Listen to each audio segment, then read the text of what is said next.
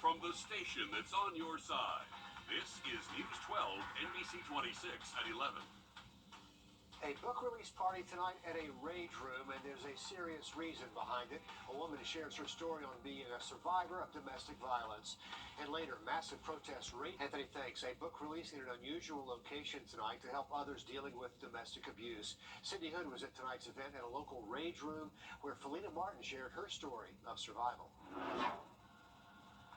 Within the last year, we've reported on at least 4 cases where a husband killed his wife. More than 2,000 domestic violence cases are prosecuted yearly, according to the city.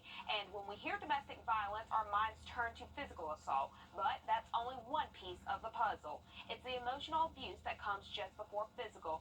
And it just may be a long time before that happens, but it's a risk factor that doesn't get talked about often enough. It ended up with me realizing that if I did not get out of that marriage, I was going to kill him. I was a survivor when I made the decision that it was a situation I was no longer going to accept for my life.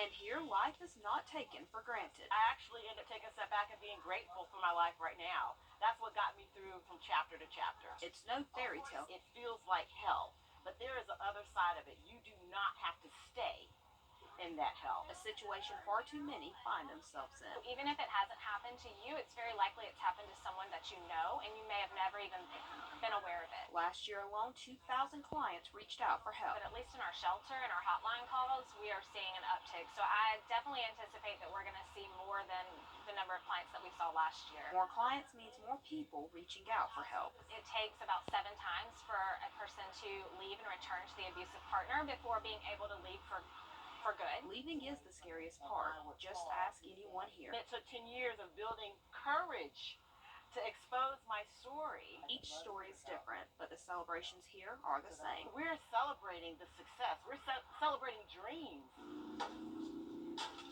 And then we're also doing it in a healthy way by breaking some shiggity.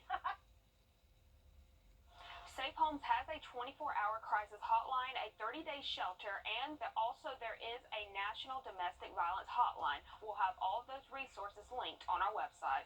Cindy, thanks for the update there. A former Glen Hills Elementary teacher's aide facing 8